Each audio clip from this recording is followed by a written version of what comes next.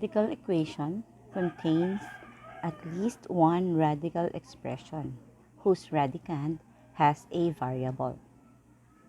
Simplify using squaring property of equality. This means we will square both sides of the equation. Since the index of the radical is squared, we are going to square both sides. Okay, so 3 squared on the right side is 9.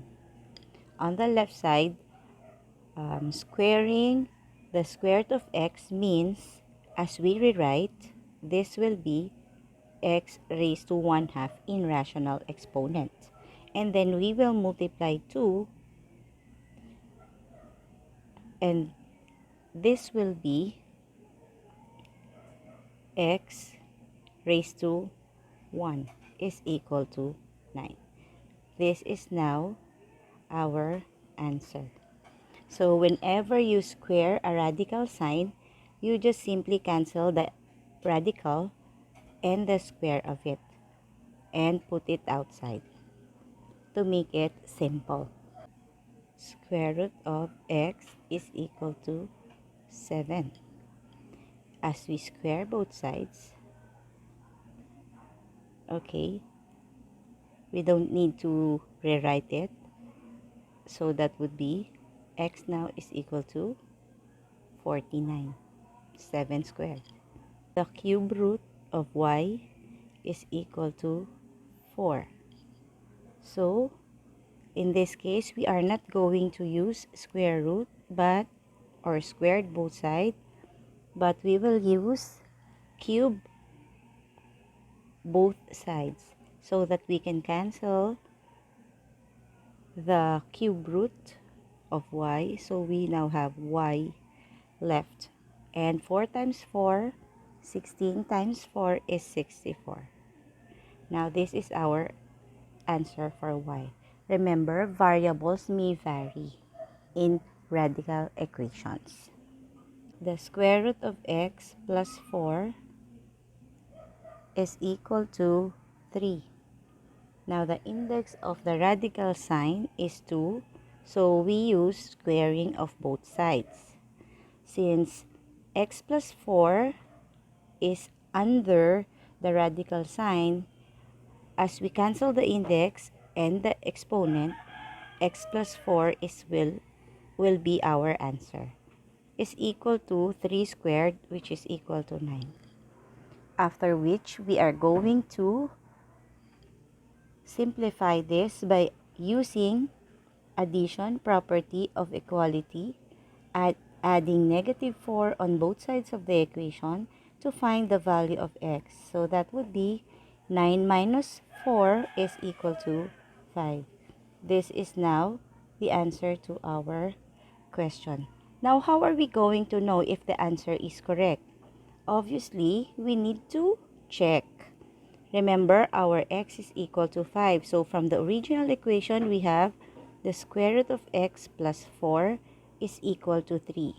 Now, we substitute the value of x, which is 5, under the radical sign. So, that would be 5 plus 4 is equal to 3. And we simplify. 5 plus 4 is 9. 3. As you see, both sides of the equation is 3. Therefore, our answer, x is equal to 5, is correct. Square root of 3x minus 1, everything under the radical sign, is equal to square root of x plus 5.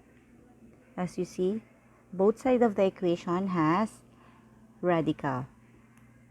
So, the same process. We square both sides since the index of the root or the radical is 2. So we cancel that.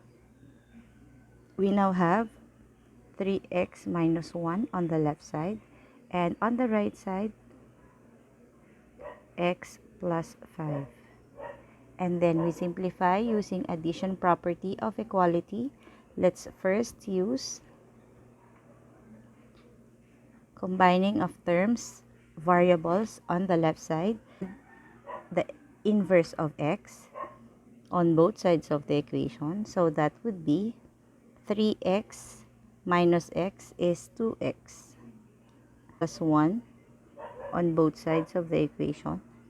So the answer is 1 plus 5 is 6.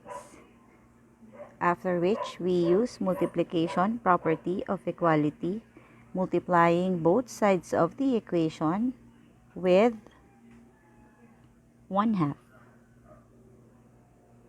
to find the value of x, because 1/2 times 2x is equal to 1x, or x is equal to the 1/2 of 6 is equal to 3. Now this is the value of our x. Now let us check again. As we check, we substitute the value of x in our original given equation. So that would be square root of 3 times 3, the value of x, minus 1 is equal to the square root of 3, which is x, plus 5.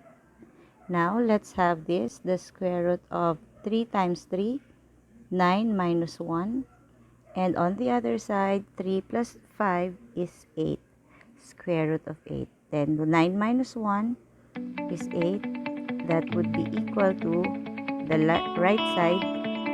Then our answer is correct.